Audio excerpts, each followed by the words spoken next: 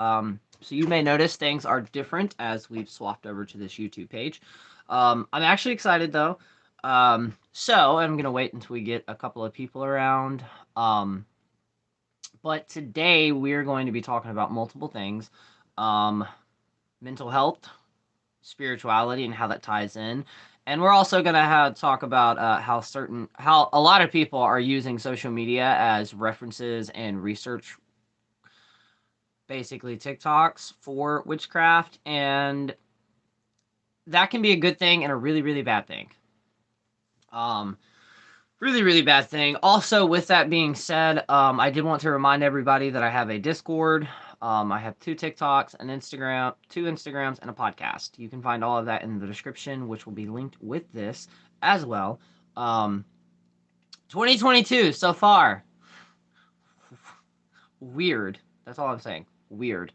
Um, so we just had the new moon, and heads up to Aries, there is a node that will be affecting us very soon. So, yeah, watch that. And then the ninth, I've always said that I've started to say this since I discovered it. The ninth for Aries this month is going to be a very, very powerful day for manifestation. So, let's get into this. Spirituality and mental health. Why do they need to go hand in hand, and why are they very, very important to make sure they're both balanced? For one, when it comes to spirituality, mental health, it's always a weird area because with mental health, you always have to keep, and this is with witchcraft and just in general life, you need to make sure you have a very, very fine balance between 1 foot in reality and 1 foot into witchcraft. What I mean by that is, especially thanks to TikTok, there are a lot of videos going around now saying that people, and I'm not discrediting them, but I'm using them as an example of why it can be a bad thing, of how people are mixed with fae and fairies and sirens and all this other stuff. Whether it's personality traits or not, the reason that can be extremely bad is because certain mental health issues can actually cause you to completely disillusion. And with that, when you disillusion or when you completely lose touch, that's when it can be dangerous. But it's also a good technique. For one, when it comes to spirituality and witchcraft, mentally, if you're not healthy, if you're not in a great state, you're not going to have the energy, you're not going to have the concentration to actually be able to properly perform magic. Whether that is readings, whether that's spell work, it goes hand in hand. Now, another thing that I always say, and a lot of people hate to hear, if you work with deities or if you work with certain energies, they understand that we also do, like, we're not perfect. We are perfectly imperfect, basically. And they're going to understand that to a degree. Excuse me. To a degree, they will actually understand that. I just realized that I think this camera is slightly crooked. There we go. They will understand that to a degree. But it's just like your spiritual practice with the daily practices, which a lot of people are kind of getting out of. But the reason daily practices in witchcraft are really, really good. I need to take that vibration off. There we go. The reason they're really good is, for one, it's also, you do this with mental health as well, as in if you take your medicine and stuff like that, you have to go into daily routines. With me in general, when it comes to my spirituality and my mental health, I'm an extremely routine person. Once that routine breaks, I kind of freak out a little bit. And that's also due to my personal ADHD and my anxiety, which are tied together, because with me, if I know how everything is going to play out, then there's no mix-ups. There's no oh shit moments because I've already planned everything out. Does life go that way? No, it does not at all. But in general. Now, switching this over slightly to witchcraft and social media. Why it's bad and why it's good. For one, it's good due to it's good due to the fact that we're having more practitioners now than ever actually share insights into how things work. With that, though, comes misinformation and can come dangerous things. There was one viral TikToker who was telling people and instructing people how to make succubus, how to, well, not make them, how to contact a succubus and or incubus and to make it your best friend. That's not how that works at all. But there's also a more concerning thing, especially because, now, before I say this, I'm not an expert, but I grew up in the 90s. I was born in 93. So I've been doing this kind of a while. I started researching around 11 or 12 and actually called myself a witch and started practicing at the age of 13. Sorry, I just got distracted by a bird who, like, it was frozen in midair. It was not. But back then, depending on your life, I did not have a computer until I was 18, and far and in between did it actually have, like, internet capability, right? So a lot of my resources either came from me going to the library and getting to spend 30 minutes on the computer, um, and being able to print as much as I could out, but within those 30 minutes, research as much as I could and take that in, or write notes about it, while at the same time, like, looking over my shoulder to make sure, because I grew up in small towns, and wearing this sucker right here in a small town, it was noticed. It was noticed all the time, whether people remarked it or whether they looked at me or, like, did this weird thing where they were, like, clutch their purse closer to them. I don't know that, but I didn't understand that. But and the books that I could find at our local libraries, they were like the National Geographic's Mystic collection, like in the 70s and 80s when they were created, where it went over like Stonehenge and aliens. It didn't really touch on witchcraft that much. Um, so back then we had to kind of take the information that we did, and eventually it did get to the point where there were more books being published. The problem that I had with those books, where it still to this day, we're slowly breaking out of it, but Llewellyn's only primarily focuses on Wiccan books. Like, they have a specific set quotier? I can't even speak. A certain type of book that they like to be published. And a lot of those books back then, and it's also how, depending on what branch of Wicca you're talking about, they are very structured practice. Extremely structured, as in most of those teachers and in those books, they're like, hey, you do it this way or it just doesn't work at all. By the way, that is not how magic works. Um, do I miss Wicca? I miss Wicca on the structure of Wicca. I do like that. It's the same reason, like, when I've brought it up and I've talked to people before, and it's also a concept that goes around the interwebs about how, like, a lot of witches, they never truly leave their Christian, like, roots. We do, but at the same time, for me, I miss the aspect of church just like I miss the aspect of school on the social aspect of it. On the social aspect of, you're going to the same place over and over again and you're meeting the same people and kind of growing a community. Now, at one point in time, would I love to be able to save up the money and actually open a building? We're not going to call it a church or a temple, but would I open a building like that for witches and pagans and all different types to be able to come there and be able to do their rituals, their magic, their ceremonies? Hell yes, 100%. The town that I live in, or live right outside of, Gainesville, Florida, they have a universal church, and that was what it was for. They would rent it out for all different types of people, and it also helped them pay their bills and stuff. In Alabama, where I grew up, I do not know if it is still connected. I don't think it is, because I think I heard her in a podcast where she kind of, it fell apart. But there was at one point in time an actual church called the Spiral Church. I think it was called the Spiral Tree. And it was basically just a kind of a community center, but for practitioners. Because there are a lot of us now. There are a hell of a lot of us. Can I do this? Oh, I can. Look at that. By the way, messages or anything like that, I do not have any moderators just yet. So if y'all see any comments, let me know. But when it comes to social media, the reason this is a great thing, for one, is because we're being able to see insights. Like a lot of my videos, they're either my thoughts on what I believe, just like these lives, and or I'm actually showing you. Recently, I've gotten a huge influx of custom spells that I've been doing for people.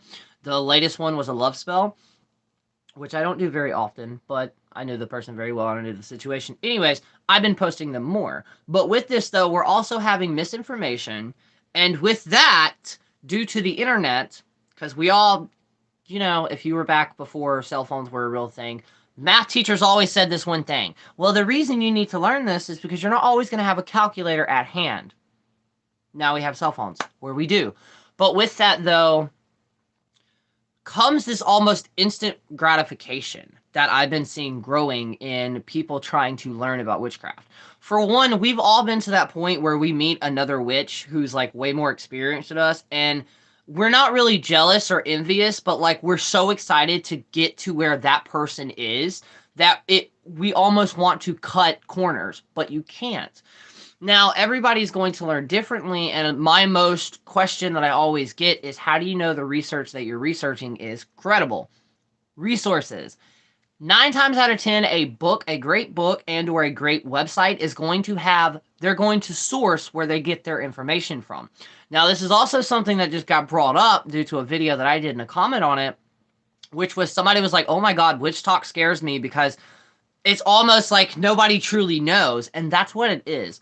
A lot of the witchcraft history that we have, now before I say this, I'm talking about modern day witchcraft. I'm not talking about the old school witchcraft.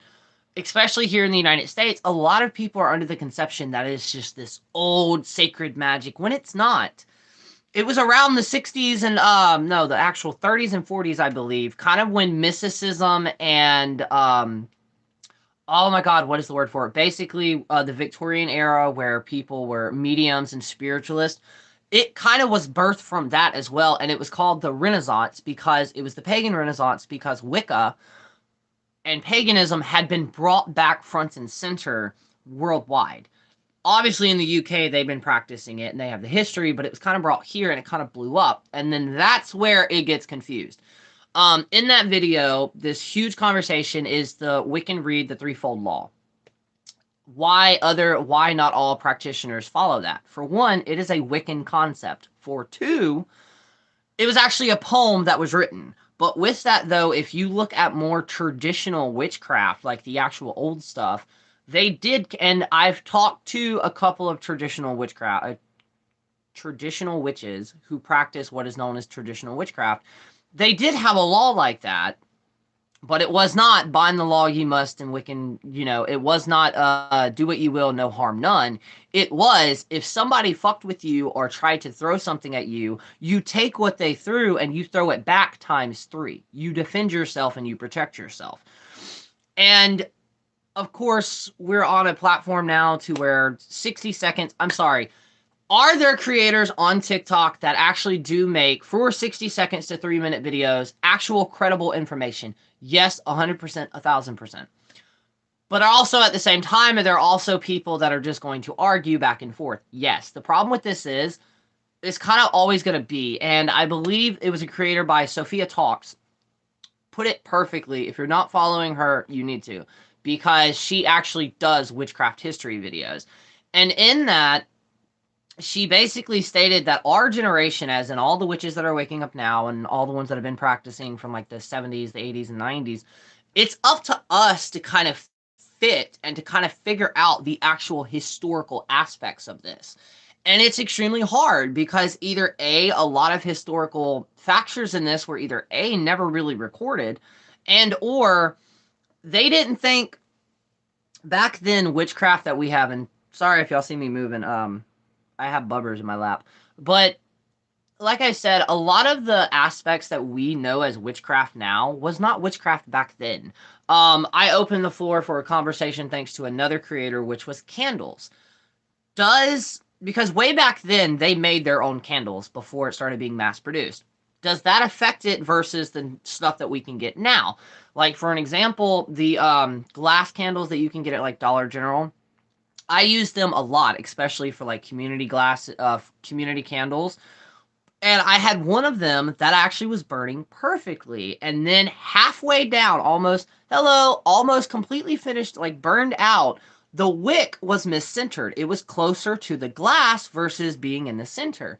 So I could not finish that burn because when it started to fully burn, it would actually heat up the glass and there was an incident to where it could have cracked or exploded. And that was what I meant by that, because a lot of back then, the candles that they created at home. But it's also, before I say this, if you run a metaphysical shop, if you run a store, there's absolutely nothing wrong with that. We live in a world now where money makes the world go round. I'm doing good. I hope you're doing good. But the problem with this is there's this stupid argument on TikTok, and I'm pretty sure in the Facebook communities as well, is witchcraft hates poor people. No, the fuck it does not. Primarily, it was witch talk hates poor people. No, it does not. for one, that's our egos. That is our egos 100%, including mine, to where I'm like, yeah, do I wish I could go out and spend $40? Not really. I'm not spending $40 on a candle. I have used Dollar General stuff and Dollar Tree stuff my entire practice, and I've never had a single deity. I've never had energy. I've never had a single spell be like, nope, we can't do it because you're poor. No. You also have to realize that back then, they didn't have metaphysical shops that they could just run to when they needed supplies. They either A, forged it from their own properties, B, they traded it or something like that. But the concept of witchcraft that we have now, where we have these giant altars and all of this, that wasn't really a thing back there. In theory, what I mean by that is, yes, were there certain points in time where they actually did have pagan temples and they worship, of course. But at the same time, we don't have that now. Oh, we do have that now, kind of. But the problem with this is, and the problem that I'm seeing that drives me crazy, is there's a bunch of people that are jumping onto the trend of witchcraft. And I'm sorry, if you follow somebody and most of their content is something that you can easily find out just by, I'm not going to say Google, I hate Google. When doing research, do not use Google. Use DuckDuckGo or Bing or another alternative web browser, because you're going to find way more things versus using Google. When you're using, I have an Android phone, so obviously I use Google. It's the main web source that I have. But if I'm doing research on folklore, witchcraft, paganism, deity research, I'm not going to use Google, because what winds up happening is what's being seen on Google at the top of the pages or some of the like first page, they're things that were paid into. So if you do use Google, you need to go to like the 10th page of it versus DuckDuckGo. I guarantee you, if you were to Google and then DuckDuckGo something, you're going to pull up better results on DuckDuckGo. 100%. Now, there are a lot of credible blog posters. Obviously, we have Patreon now. Hello, thank you. Thank you. I decided it needed a change, and I've not done black. I've not done the color black in my hair for a really, really long time. So I was like, you know what? New year, new moon, which is when I did it, and I was like, new me. But yeah, DuckDuckGo, amazing. And a lot of people hate when I say this, and a lot of people disagree with it. Primal resource, no. But Pinterest does have some good ideas. And a lot of people hate, like, there are two websites that I use for sigils because I have ADHD, I have anxiety, and I do not like if I sit down and make my own sigil. So I have incorporated two sites into, they create your own sigil. One's called Sigil Engine, and the other one, I'll post them in the comments of this video afterwards. A lot of people hate that. A lot of people believe, and I have no problem with that. That's their opinions. A lot of people believe that you yourself, it's more magical if you yourself make your own sigil.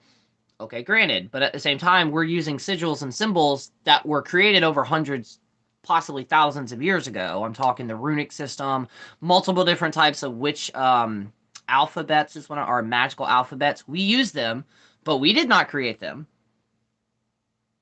And it opens up the floor to this whole thing where, honestly, I sometimes call myself a spiritual witch because I do not consider myself pagan. At all. There's nothing wrong with that, but I myself do not consider it. I consider myself spiritual witch.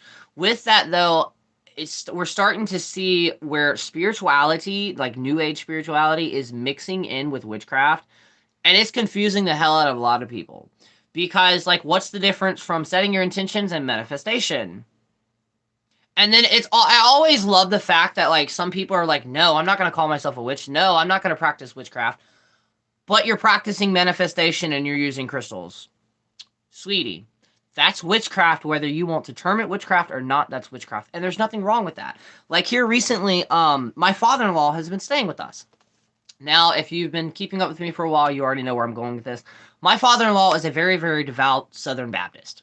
Originally Pentecostal, kind of like me, because I was Southern Baptist and then converted to Pentecostal. He was the opposite. He was Pentecostal, converted to Southern Baptist. And he calls me his little pagan. But it's cool because since he's been here with us for a while, he's actually not only, for one, got to see a lot of my TikToks, but we've got to have detailed conversations of what I believe witchcraft is. Are you spiritualist and talking about the Fox sisters during the 18th century? You started spiritual movement. Yes, that was originally what I was trying to say. Spiritualist movement. And around that same time, witchcraft, or what we know as Wicca now, was also kind of being slowly built up. This is where we have the occult scene, where the Golden Dawn and all these other things through that time span. But when I say a spiritualist, no, I do not mean that. What I mean when I use the term a spiritual witch is I work with my ancestors, I work with a couple of my spirit guides, but I do not have a set deity that I work with. I myself do not have a set belief system as much as when it comes to world religions. I believe there are truths in all religions, but man, or humans, corrupted that into basically manipulating people to what they want to believe. And that's not with all world religions. That's primarily with like the church aspect. But with that, and I also believe that there are truths in all spiritual versions as well, whether that's paganism, whether that's Norse, all of them. I believe that all of them have some type of truth in them. But I myself, I'm just a witch. It's what I've known, whether I knew it before I even knew it. I believe that, you know, like Catholic-wise, I would love to go to a full-on Catholic Sunday or a festival that they have.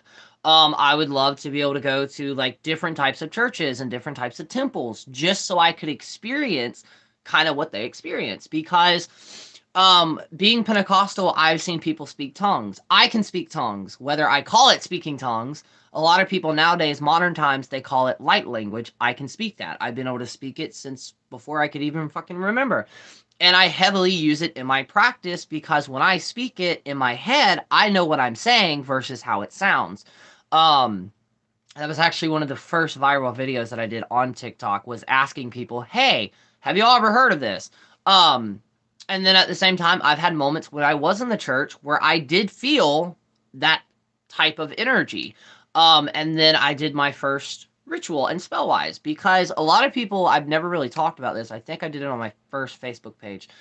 A lot of people, when they find out that I'm a practitioner and I don't really follow the Bible, they're like, oh my God, you're going to hell. Da, da, da, da. For one, I don't believe in hell. For two, I had a conversation before I even decided to venture down this road with Jesus and with God. And I was like, look, if I understand your Bible, right, like if I understand your word, you gave us free will for a reason. That reason being trial and error. Well, you know what? I feel a call to this. This is the first time that I felt like me. I felt home, that deep, deep feeling of home, deep in my soul. And I was like, you know, if I'm wrong, then the day that I die, we'll have that conversation. But until then, I'm living my life the best that I can and what I feel drawn to. And I'm going with it. That was when I was like 11, 12 to 13. And now I'll be 29 this April. So obviously I'm on the right path. Have I had ups and downs? Yes. But the crazy thing is, thanks to a conversation that me and my partner had, my family, there are very, very long veins that go through with addiction and alcoholism and drug use and drug abuse and all this other things. A lot of generational things that never were broke.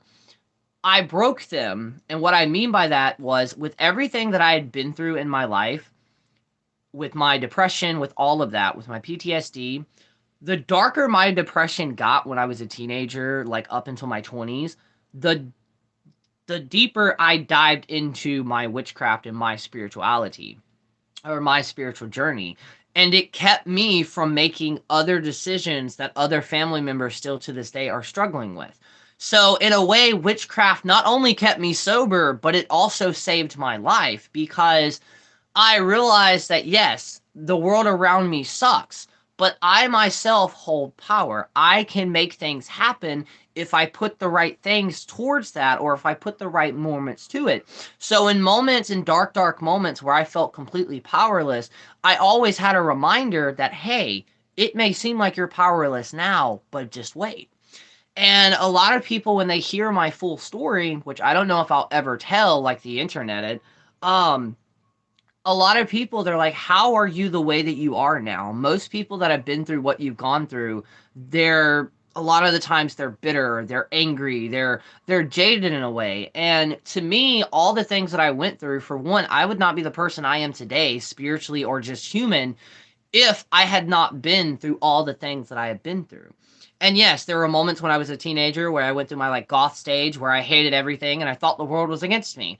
But that has changed because as I got older, for one, I realized everybody is going to have a bad week, a bad day. Whether it's the planets, whether it's anything, you're going to have a bad day. But if you constantly look at it like you're cursed or the world is punishing you, that's what it's going to feel like. It wasn't until, and I was like 25, 26, actually it was around the time I started this, I had one thought process that completely stopped me in my tracks, which was, and I forgot who said it, it may have been a YouTube video, it may have been a podcast, but they're like, what makes you better? It looks good. I was thinking of dyeing my hair candy pink again. Oh, that would be awesome. I think it'd look really good on you. But I had a thought one day that I was like, wait, I keep saying, why me? You know, why me, universe? Why am I having this luck? Why not me? What makes me better than anybody else in the world? And that one thought changed everything because I was like, wait, I'm not being punished. Do I still have those moments? Yes, 100%. But I was like, wait, I'm not being punished. This is just kind of one of those bad chapters in a book. You kind of got to read through it to get to the good shit. The same. Also with that, life quotes that I love. Life is not about finding yourself. It is about creating yourself. You are going to recreate yourself and recreate yourself 1,000 times over until we all get to that point where I believe I've heard it's in your 30s and 40s where you just give no fucks and you're just living your life. I'm slowly getting there. Because at the end of the day, we only have one life to live. And this is a person who I actually recently started talking to one of my exes. We're still friends. We'll like pop in and pop out randomly each other's lives. We've just always been like that. And I'd recently told him, I was like, yeah, you know, a lot of shit's changed. Like I have agoraphobia now. And he was like, holy shit, wait, really? I was like, yeah. He goes, but you used to be the social one. I'm an Aries at heart. So he's like, you used to be the social butterfly, always wanting to go everywhere. And I was like, not anymore. Like, I rarely leave my house. And if I do, it's sitting in a car, riding around with my partner, and or going grocery shopping or going to Dollar General. Other than that, though, I don't really get out. And to me, that was a huge life adjustment because I'm also one of the practitioners to where, yeah, I can practice inside, but if I'm doing something major, I need to be outside because if not, I feel like I'm caged in. And it's also a repeating pattern for me to be isolated. And I've had my highs and lows, but with that, this was born. I was already doing this really when around the times that I started realizing I actually had agoraphobia. The last job I had before I got to a point where I could not work anymore. After that, I stayed at the house for like 2 months, kind of randomly going to Dollar General. But other than that, my partner works almost 7 days or about 6 days a week, depending on the season. So I stayed here a lot, and then I finally got to leave. And on the way back from us leaving town, coming home, I had an anxiety attack, a panic attack. And I didn't understand what was going on. It was just like everything was too much. It was like my brain was trying to take in everything all at once. It's complete overload in my century. And that was when I filed for disability, which I'm still currently fighting. The pandemic has slowed that down to almost a slug's pace. But the doctor was like, the state doctor I went to, they're like, you have agoraphobia mixed with anxiety. And that was when she was like, you need to do something online or create something online to where you're not constantly losing yourself due to the isolation and your depression getting worse. Thus, this was born around the same time that I got a reading from a psychic, and then I had multiple people in all areas of my life be like, yo, you need to start teaching. Like, you need to do this. Thus, Fire Lotus the Witch Facebook page and my morning live witches chats were born. And then from that, it went to podcasts, to YouTube page, to TikToks, to Discord, to Facebook groups. Don't give up on disability. You got to try like 3 times before they approve you. Thank you. I'm definitely not. And this is actually my 5th time trying. There have been a lot of issues between those. But I'm definitely going to try. And yeah, Florida really sucks with it. But yeah, I'm still going to push through, and, you know, eventually I'm going to get it. But in the side of that, I've also had to create this community. And, like, the other day, for one, on TikTok, because the end of last year, I focused heavily on TikTok and I reached my goal. Before the end of the year, my personal goal was to break 20,000 people. I broke that with 5 days to spare. And currently right now I'm at 21.2K people. I cannot wrap my brain around that this many people, and that's not talking about my second account, that's not talking about Instagram. And then it wasn't until the other day I joined another Discord from one of my mutuals on TikTok, and the entire community lost their shits. They're like, oh my god, Fire Lotus is here. And it wasn't until that moment that I realized how impactful that I have impacted people's lives. And that was my entire goal for this, because when I started Witchcraft, I only had like 2 mentors. So to know every single day, no matter how I feel, if I wake up and make one video, make one post that completely can change somebody's entire outlook on life, that is why I do this. And I love the fact that in the community that I call either Lotus Hollow and or Dwellers of the Hollow, depending on what community you're in, they're basically the same. We're all the same people, as in we've all had, fucked up past. We've all had trauma, but we're still here. And to be able to open the concept of the conversations in witchcraft, which always needs to happen, because not really getting into it, but with the whole closed paths and stuff like that, like Appalachian folk magic, the reason it is currently blowing up right now is because a lot of them realized, hey, other generations, that they're not practicing this, they're not talking about this, they're not passing on this knowledge, so we need to do something. We either do something now or it dies. That is my problem when it comes to people gatekeeping and stuff like that in the community. If we don't have conversations, not arguments or debates, but if we don't open the floor up and start asking questions and start questioning things, then the witchcraft that we know eventually is going to go stale and it's going to die out. It's just going to go old and stagnant. In order for growth to happen, you have to have flow. You have to have something constantly flowing, something constantly changing. And even with witch talk and witchcraft blowing the fuck up in the past 3 years, to the point we've had major news articles about us, we are still falling into putting it into boxes. There's nothing wrong with spell jars, but you're putting yourself in a box where if you're only doing cord cuttings and you're only doing what you see online, you're putting yourself in a box, when witchcraft can be anything. And we've learned that, whether it's putting a fucking furry thing on your altar that pissed people off. Witchcraft can be anything.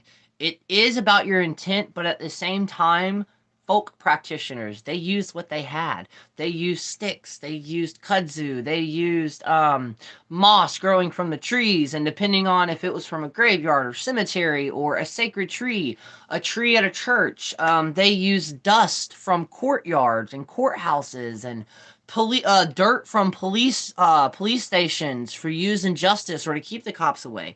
So many aspects that people are completely overlooking, and it opens up more of these as well, because for one, what a lot of people don't understand when it comes to, and this is the one thing that I hate, and this is the one thing that I love my followers for, because when I started this, I always told everybody, no matter if I have 1 million followers, I never want to lose sight of the original reason I started this. In other words, I never want my followers to go to my head.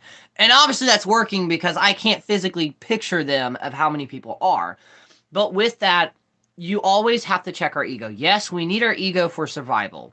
Obviously, we know that. But at the same time, with spirituality and some witchcraft practices, the point of it is to have an ego death.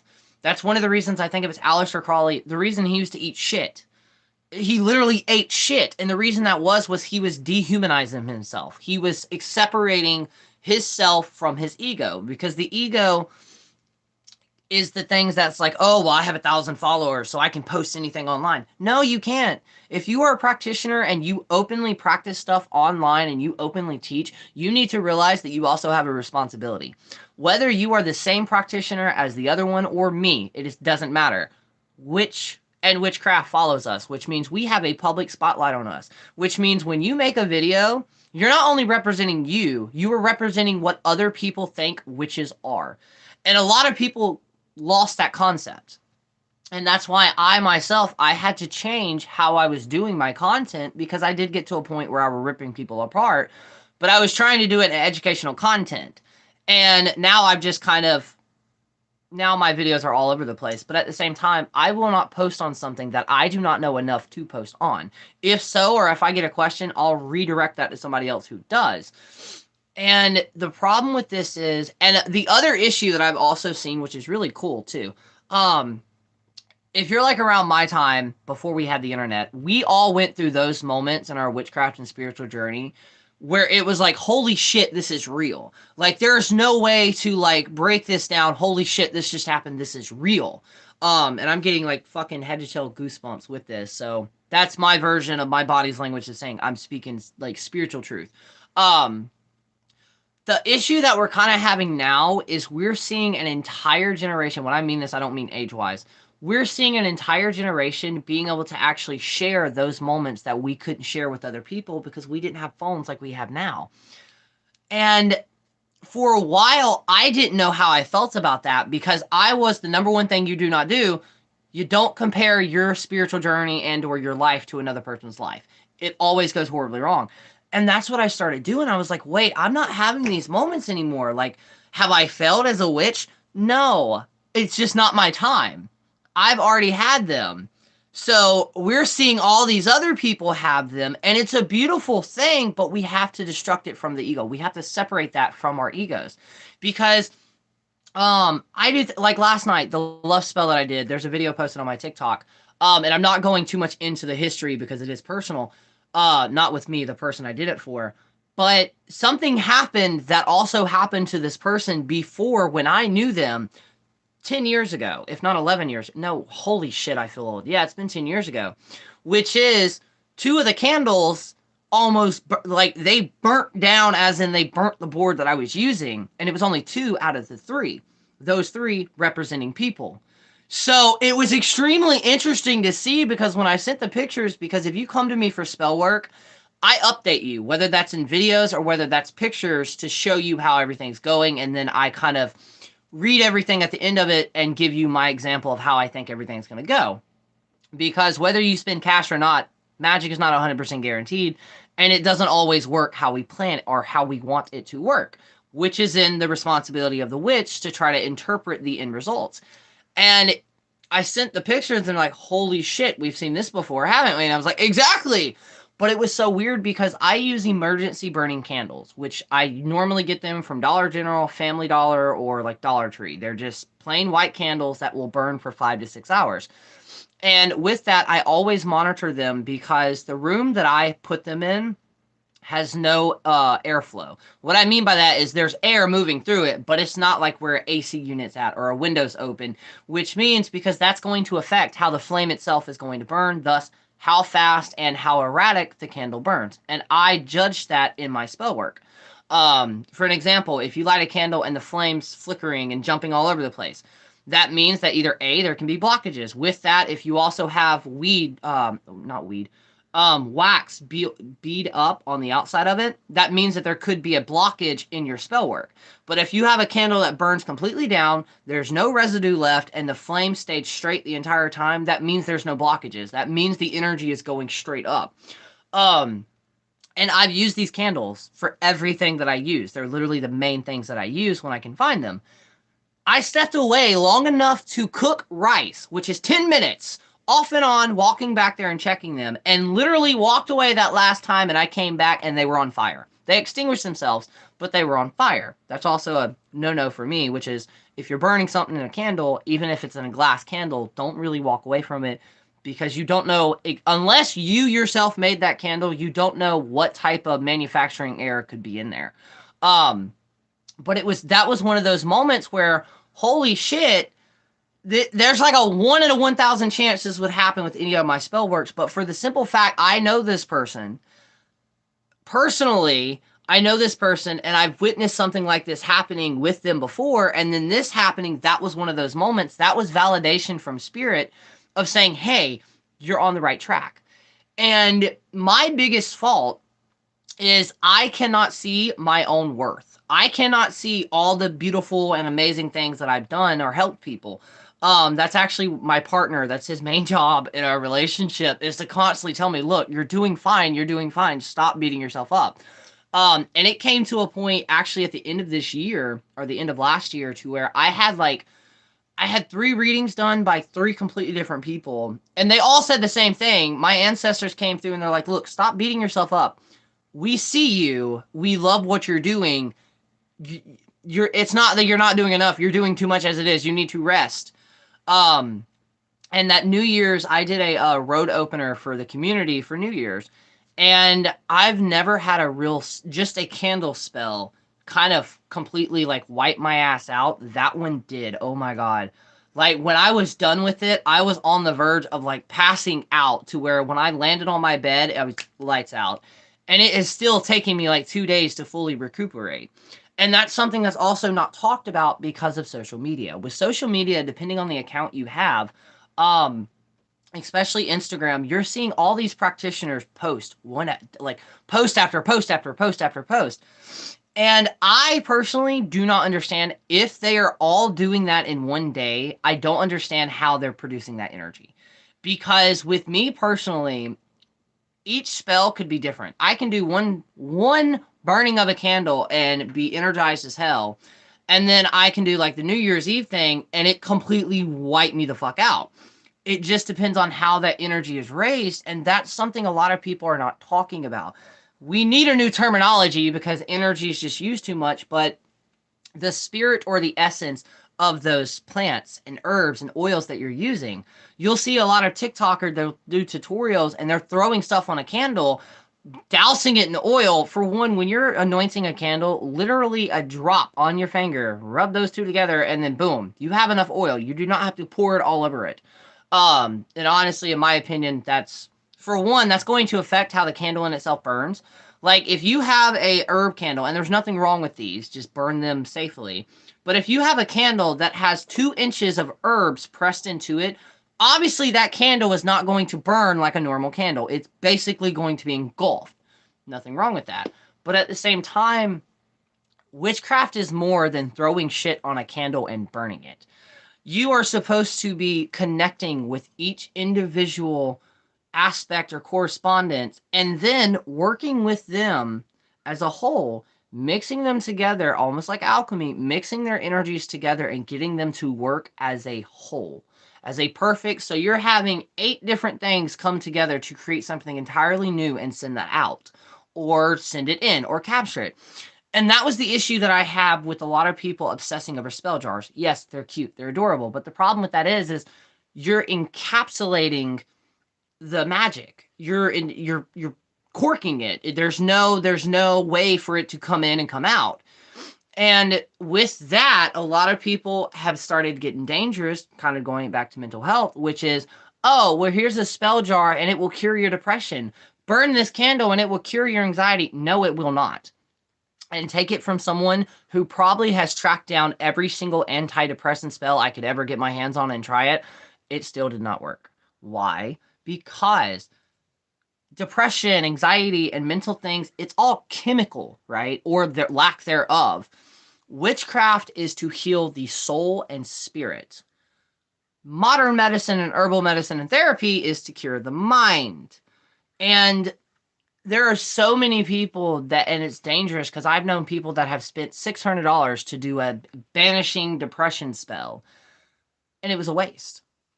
Yes, there is a thing of a placebo effect, as me saying, hey, I'll do a spell to banish your depression.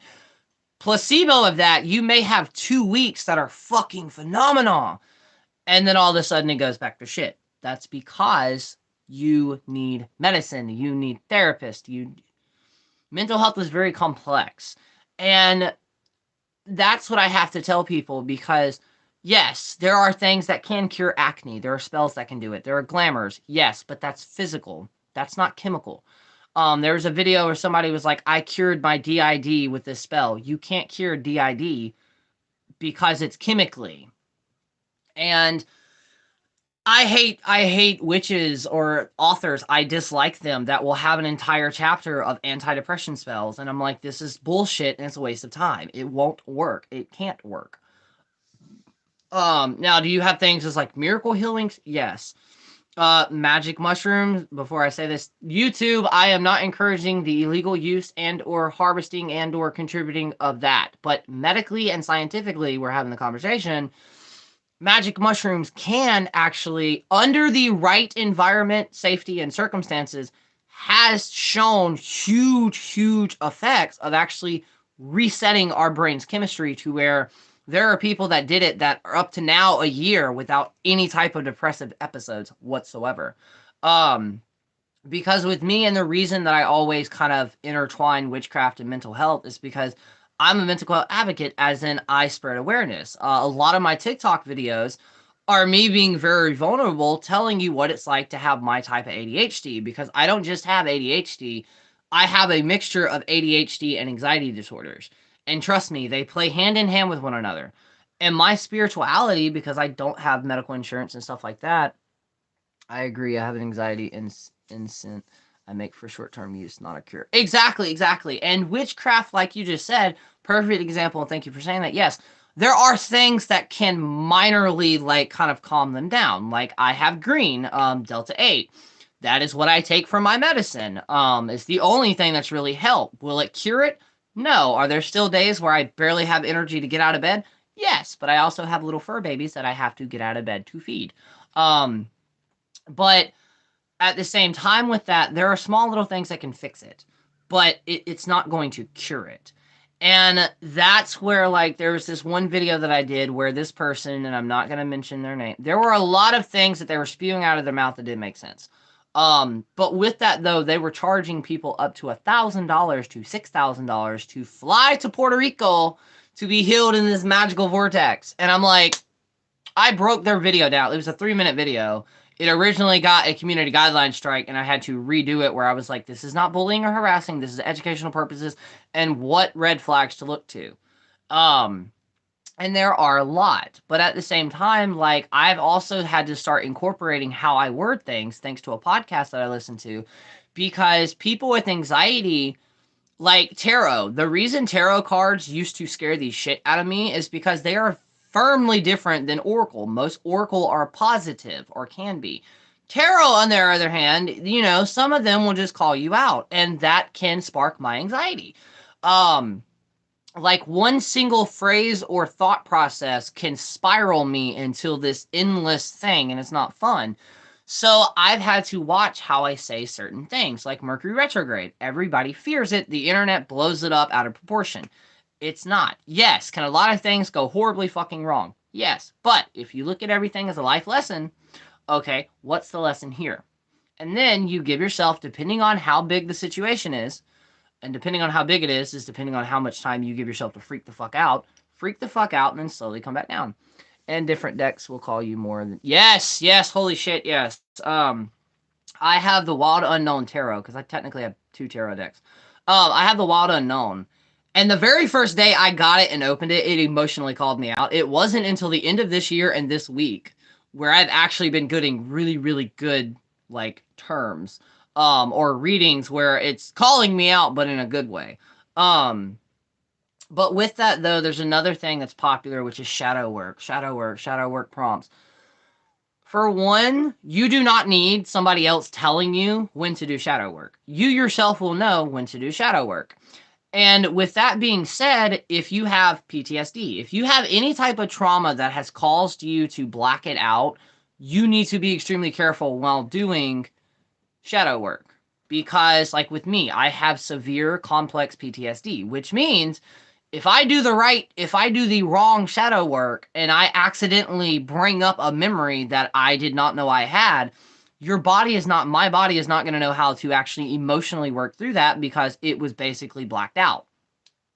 Same for any type of trauma, you need to watch it doing shadow work. And I've talked about this before, animated video on it. I used to do these meditations because I have ADHD, which means I cannot sit down and go, yeah, I can't do that. Sometimes I can, most times I can't. So I developed my own type of meditation, which is Twilight Sleeping. It's that phase of sleep where you know everything that's going on around you, but you're also still, like, kind of half asleep. That's where I meditate at.